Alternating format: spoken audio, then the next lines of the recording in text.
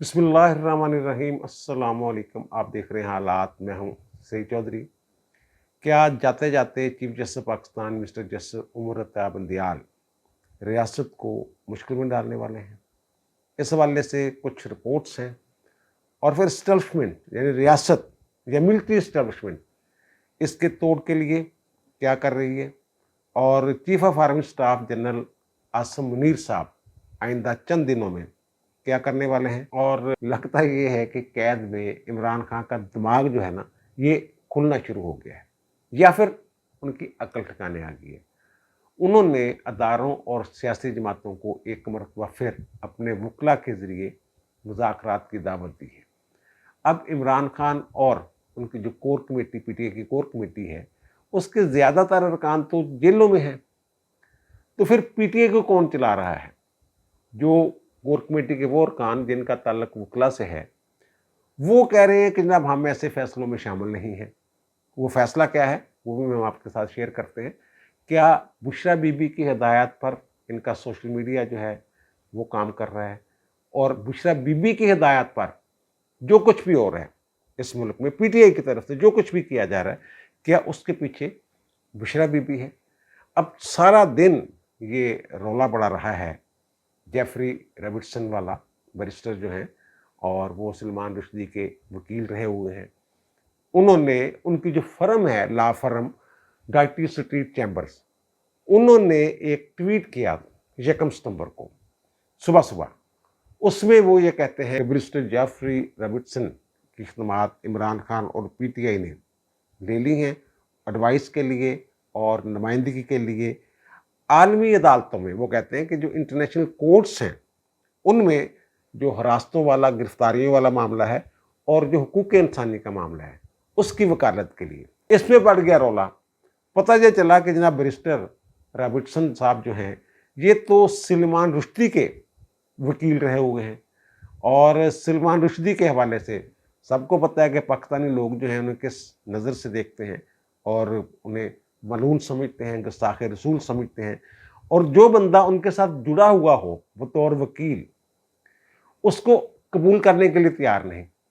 अब नून लीग वालों ने ये जो मालूमात हैं, ये मीडिया पे उन्होंने ज़ाहरा तावला तारर और ट्वीट्स वगैरह के ज़रिए उन्होंने ये मालूमात जो हैं वो कौम को जो है वो पहुंचा दी। तो इस पे एक घबराहट पैदा होगी पीटीआई के अंदर। और जो वो फर्म है डाइटी स्ट्रीट चैम्बर वाली, उसने अपना ट्वीट वापस ले लिया।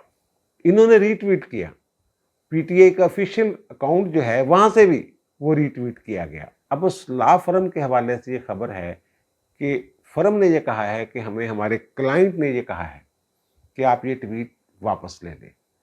अच्छा, तो लंदन में इनके कुछ लोग बैठे हुए हैं पीटीआई के, और फिर जो इनके वकला हैं जो ये कह रहे हैं, जो कोर कमेटी में शामिल हैं, वो ये कह रहे हैं टीवी चैनल्स पे बैठ के, जनाब हमारी तरफ से तो कोई ऐसा फैसला ही नहीं किया गया पीटीआई की तरफ से कि आलमी सतह पे इस मामले को लेके जाना है और जेफरी रॉबर्टसन जो हैं उनकी खिदमात लेनी है। हमारी तरफ से कोई फैसला नहीं हुआ। तो वो फैसला किसने किया है?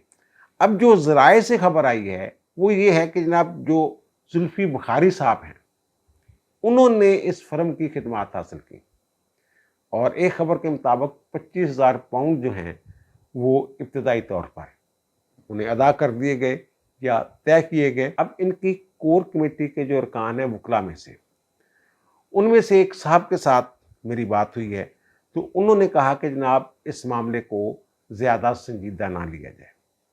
उन्होंने जो मुझे बात बताई, उन्होंने कहा ये बुशरा बेगम की हिदायत है कि चुप करके नहीं बैठना, कोई ना कोई ऐसी हरकत करते रहना है जिससे रौला पड़ा रहे। ये रौला पड़ने वाली एक मूव थी और इससे रौला पड़ा पूरे पाकिस्तान में सारा दिन। जेफरी रॉबर्टसन जो है वो होता रहा सोशल मीडिया पे, टीवी चैनल्स पे भी। अगर कि मैच था पाकिस्तान और भारत का, जब पाकिस्तान और भारत का मैच हो रहा हो क्रिकेट का, तो फिर हमारे मीडिया को, न्यूज़ चैनल्स को और कोई खबर नहीं होती। इसके बावजूद ये मौजू जो है ये ज़ेर बहस रहा। तो वो कहते हैं कि बुशरा बेगम की ये हरकत है बकौल उनके, और बुशरा बेगम इसके पीछे है, और बुशरा बेगम ने जुल्फी बुखारी के ज़रिए उनकी आपस में कोई मुशावरत हुई है, जिसके बाद ये जो वारदात है, वारदात ही कहूँगा इसको मैं, ये डाली गई। और खबर दिलचस्प ये है इसमें कि बुशरा बेगम को ये पता ही नहीं कि जेफरी रॉबर्टसन कौन है। उन्हें तो ये कहा गया कि एक बहुत बड़ा वकील है जनाब, ओदी खिदमात लै रहे हैं असी, तो उनका लवो और चुक के रखो काम। पूरी दुनिया पता लग गया जनाब पाकिस्तान हकूक इंसानी की खिलाफ वर्जियां हो रही हैं और पाकिस्तान का सब तो मकबूल लीडर जरा वो जेल च पाया है। अब ये इनको भी पता है और जेफरी रॉबर्टसन को भी पता है ये मामला आलमी अदालतों में ऐसे नहीं उठाया जा सकता। देखें, आलमी अदालत इंसाफ में अगर जाना हो, इंटरनेशनल कोर्ट ऑफ जस्टिस में, जैसे कुलभूषण वाला मामला गया था और कई मामले गए थे, तो वो दो रियासतों के दरमियान जब मामला होता है, एक रियासत दूसरी रियासत के खिलाफ जाती है। भारत पाकिस्तान के खिलाफ किया कुलभूषण वाले मामले पे, और जो अटलांटिक त्यारे वाला मामला था उसमें पाकिस्तान भारत के खिलाफ गया था। तो दो रियासतों का मामला होता है कोर्ट ऑफ जस्टिस में। और मजे की बात यह है कि अगर कोर्ट ऑफ जस्टिस में, इंटरनेशनल कोर्ट ऑफ जस्टिस में, जैसे इंडिया के एक वकील हैं भंडारी, एक जज हैं भंडारी साहब, वो इंटरनेशनल कोर्ट ऑफ जस्टिस के मेंबर हैं। अगर दोनों जिनके दरमियान तनाज़ा है ममालिक के दरमियान, उनमें से किसी एक मुल्क का पहले से ही जज मौजूद हो इंटरनेशनल कोर्ट ऑफ जस्टिस में, तो फिर दूसरे मुल्क को भी अबूरी तौर पे एक उसका जज जो है वो मुकर्रर किया जाता है। जैसे कुलभूषण वाले केस में तसद्दुक़ हुसैन जिलानी साहब को पाकिस्तान की तरफ से जज मुकर्रर किया गया था, और वो जो प्यारे वाला मामला था उसमें शरीफुद्दीन पीरज़ादा साहब जो हैं उनको जज मुकर्रर किया गया था।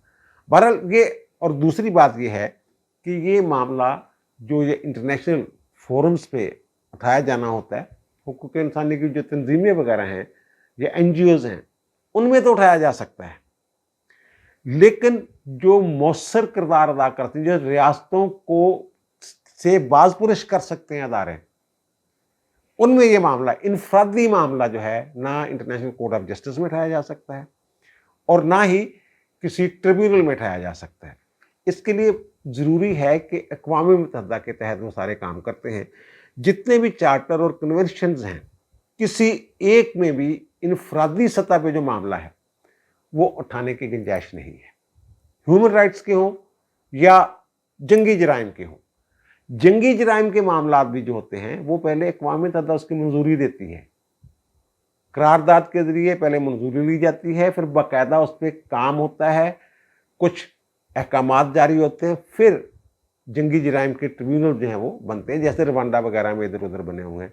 ये जो बांग्लादेश में बने हुए हैं ना जंगी जराइम के ट्रिब्यूनल, ये वो वाले ट्रिब्यूनल नहीं है, ये उनका अंदरूनी मामला है। उन्होंने अपनी सरकारी सतह पे अपनाए हुए, जिसके तहत वो जमात इस्लामी के वो लोग जो 1971 की जंग में मुखालफ थे बांग्लादेश बनाओ तहरीक के, उनके लीडरों को जब फांसियाँ दी हैं, वो उसके साथ कोई ताल्लुक नहीं है। ये वो वाले ट्रिब्यूनल्स नहीं हैं जो अक़वाम मुत्तहिदा की छतरी तले बनते हैं। तो ये मामला उठाया ही नहीं जा सकता, इनको ही पता है। और जब शाहज़ेब खानज़ादा ने वो जो उमर फारूक जिसने गड्डियाँ शड़ियाँ खरीदी थी, उनका इंटरव्यू किया था, तो इमरान खान साहब ने उस वक्त भी ये ऐलान फरमाया था कि जनाब मैं शाहज़ेब खानज़ादा और उस बंदे के ख़िलाफ़ दुबई में भी हत्के इज़्ज़त का दावा करूँगा और लंदन में भी करूँगा। तो मैंने ये कहा था लंदन में नहीं हो सकता ये, क्योंकि वहाँ कानून बदल गया हुआ है। अब यह है कि जिस मुल्क से वो खबर जनरेट होती है और सहाफ़ी और बंदा जिसको कहा जाता है कि मेरी इंसल्ट हुई है, उन दोनों का दूसरे मुल्क से ताल्लुक़ हो, बरतानिया से ताल्लुक़ ना हो, तो फिर उसी मुल्क में वो दावा चलेगा, इंग्लैंड में दावा नहीं किया जा सकता। वो कितनी देर होगी, उसको नोटिस भी दिया था इन्होंने, लेकिन क्या बना उसका, कुछ भी नहीं। इसी तरह ये वाली जो हरकत है इनकी, इसका भी नतीजा सिफर निकलना था। हाँ, ये हो सकता था, ये पाकिस्तान के लिए मुश्किल पैदा हो सकती थी अगर इस मामले को अक़वाम मुत्तहिदा के जो मुतल्लिका अदारे हैं ह्यूमन राइट्स के, वहाँ उठाया जाता। अब जो वो मेंबर साहब हैं जो मुझे बता रहे हैं कि इसके पीछे बुशरा बेगम का दिमाग है और बुशरा बेगम की मंजूरी है इसके पीछे, मुझे कह रहे हैं, वो ये कह रहे हैं कि 6 मुख्तलिफ अदारे हैं अक़वाम मुत्तहिदा के, यहाँ ये मामला उठाया जा सकता है। लेकिन वो कहते हैं इसका स्कोप जो है वो बहुत लिमिटेड है, आगे बात बढ़ नहीं सकती, रोला पड़ सकता है। और बुशरा बेगम की ये हदायत है कि रोला पा के रखना। अब रियासत पाकिस्तान जो है इस सारे मामले को دیکھ رہی ہے، اس کو ایزی نہیں لیا جا رہا۔ یہ جو بشریٰ بیگم کی موجیں لگی ہوئی ہیں نا، مجھے یہ لگ رہا ہے کہ یہ چند دنوں میں ختم ہونے والی ہے۔ بشریٰ بیگم کی جو بیلے کھیلے ہیں اور دوسرے معاملات ہیں، اس طرح کی جو رپورٹیں اگر مجھے یہ پتہ چل رہا ہے، ان کی کور کمیٹی کا ایک بندہ مجھے یہ بتا رہا ہے، ان کی لیگل ٹیم کا حصہ ہے وہ شخص، وہ مجھے بتا رہا ہے اور مجھے کہہ رہا ہے کہ یار وہ ظاہر انہوں نے یہ میرے ساتھ وعدہ لیا کہ میں ان کا نام نہیں لوں گا، تو انہوں نے کہا میری اور آپ کی کوئی بات نہیں ہوئی، یہ کہہ کے انہوں نے مجھے ساری انفارمیشن دی ہے۔ تو ریاست بھی اس کو ایزی نہیں لے رہی، بلکہ وہ کہتے ہیں نا شیر کی آنکھ سے اس معاملے کو دیکھا جا رہا ہے۔ اور عمران خان صاحب جو میں نے عرض کیا ہے، ان سے جیل میں مل کے آئے ہیں ان کے وکلا جوتا صاحب اور بیرسٹر گوہر علی اور شعیب شہین صاحب، وہ یہ کہتے ہیں، گوہر علی خان صاحب نے یہ باہر آ کے فرمایا ہے کہ جناب عمران خان صاحب جو باقی کہتے ہیں فٹ ہیں، ایک گھنٹہ وہ ایکسرسائز کرتے ہیں، وکلا شکلا نے یہ بھی بات کی ہے، لیکن وہ جو کہتے ہیں عمران خان نے کہا کہ مجھے رکھا تو ناجائز ہوا ہے اندر، میں ناجائز بند ہوں، لیکن میں پھر بھی اداروں اور سیاسی جماعتوں سے بات چیت کے لیے تیار ہوں۔ اب کیا بات چیت کرنی ہے؟ وہ یہ کہہ رہے ہیں اب بات چیت ایک بہانہ ہے کہ جناب بات چیت الیکشن والے موضوع پہ جناب ہم بات کر لیتے ہیں کہ 90 دن کے اندر اندر الیکشن کو کیسے قابل عمل بنانا ہے، اس موضوع پہ خان صاحب بات کرنا چاہتے ہیں۔ اب خان سے جیل میں جا کے کو کیوں ملے گا؟ ادارے اتنے بے بس اور مجبور کب سے ہو گئے؟ خان صاحب بے بس اور مجبور ہیں اس وقت، پی ٹی آئی بے بس اور مجبور ہے اس وقت، ان کو اپنے بقا کے لالے پڑے ہوئے ہیں، پی ٹی آئی کو، عمران خان کی سیاست کو بقا کے لالے پڑے ہوئے، ان کی سیاست ختم ہوتی ہوئی نظر آ رہی ہے، ان کا سیاسی مستقبل زیرو ہو گیا ہوا ہے، وہ کہتے ہیں نا کاٹا لگ گیا ہوا ہے، وہ کاٹا لگ گیا ہوا ان کے اوپر۔ اب وہ بیرسٹر جیفری رابرٹسن کی فرم جیسے ادارے، کچھ اور لابنگ فرمیں جو ہیں، ان کو استعمال کرنا چاہ رہے ہیں، اور اس میں ان کے جو سابق سسرالی ہیں وہی اپنا کردار ادا کر رہے ہیں۔ جو بھی معاملات ہیں، خان صاحب چاہتے ہیں کہ وہ انٹرنیشنل سطح پہ، عالمی سطح سے کوئی پریشر پاکستانی حکومت پہ ڈالا جائے اور مجھے نکالا جائے، اور مجھے وہ لیول پلینگ فیلڈ وہ والی نواز شریف والی جیسے ان کو باہر جانے دیا گیا، جو ان کے ساتھ کیا گیا اسی طرح کا مادہ شادہ میرے ساتھ کر لیں، لیکن خان صاحب پہ تو کوئی اعتبار کرنے کے لیے تیار ہی نہیں۔ معاملہ بڑا گڑبڑ ہو گیا ہوا ہے، خان صاحب کو اندازہ میرا خیال ہو رہا ہے جیل میں۔ اچھا اب آتے ہیں جناب بندیال صاحب کی طرف۔ چیف جسٹس پاکستان عمر اتاب بندیال صاحب 16 ستمبر کو ریٹائر ہو رہے ہیں۔ خطرہ یہ پیدا ہو گیا ہے، افواہیں گردش کر رہی ہیں، کوئی جاتے جاتے کوئی کام نہ ڈال دیں، اور کیا کام کیا ڈالنا ہے جناب؟ یہ نیب والا جو کیس ہے، اس کو وہ جو ترمیم ہے ان کو کلدم کر کے تمام لوگ جو اس سے فائدہ اٹھا چکے ہیں، وہ ظاہرہ میں شروع سے کیس شروع ہو جانے ان کے دوبارہ، پھر پکڑ دکڑ اسی طرح معاملات وہ چلنا شروع ہو جائیں۔ پنجاب میں 14 مئی کو الیکشن کے حوالے سے جو حکم تھا اس پہ عمل نہیں ہوا، اس حوالے سے کوئی توہین عدالت کی کارروائیاں شروع کر دیں سابق حکمرانوں کے خلاف، الیکشن کمیشن کے خلاف، کچھ بھی۔ اور پھر جو عمران خان کو توشہ خانہ کیس میں سزا ہوئی ہے اور معاملہ چل رہا ہے سپریم کورٹ میں، بھی پینڈنگ پڑا ہوا ہے، اس میں کچھ ایسا حکم جاری کر دیں گے عمران خان جیل میں آ جائے، باقی مقدمات جو ہیں وہ ان کو جناب اس کہہ کے بدنیتی پر مبنی یا سیاسی انتقام، ان کی بیلیں کھیلیں کروا دیں، جو بھی ہو سکتا ہے۔ اور یہ جو کہا جا رہا ہے کہ جو پرویز الہی صاحب کو یہ حکم دیا لاہور ہائی کورٹ کی طرف سے دیا گیا کہ ان کو کسی مقدمے میں گرفتار نہ کیا جائے، حتیٰ کہ نظر بند بھی نہ کیا جائے، کہا یہ جا رہا ہے کہ یہ ٹیسٹر ہے، یہ ٹیسٹر لگایا گیا ہے چیک کرنے کے لیے کہ ریاست کا کیا رد عمل آتا ہے۔ اور کل میں نے پھر رد عمل بتایا تھا کہ جناب ان کے گھر تک بھی پہنچا سکتی تھی پولیس ان کو، لیکن گھر نہیں پہنچنے دیا انہوں نے، گھر سے پیچھے ہی، یعنی کہ جو لاہور ہائی کورٹ کا حکم تھا وہ تو اسی صورت میں اس سے روگردہ نہیں ہو سکتی تھی نا، اسی صورت میں پیغام دیا جا سکتا تھا نا ہائی کورٹ کو کہ بھائی صاحب یہ لت ایسی اس طرح کی گلاں نہیں مننی ہیں، جس طرح تسی اندھا تو آرڈر کر رہے ہو نا، یہ سانو قابل قبول نہیں ہے۔ کہ گھر نہیں پہنچ، ہائی کورٹ نے کیا سی دروازے تے چھڈ کے آنا، گھر انہوں نے کہا نہیں گھر نہیں چھڈن دینا، پیچھے سے پکڑ کے لے گئے تھے ان کو۔ ریاست کے موڈ کا تو پتہ چل گیا۔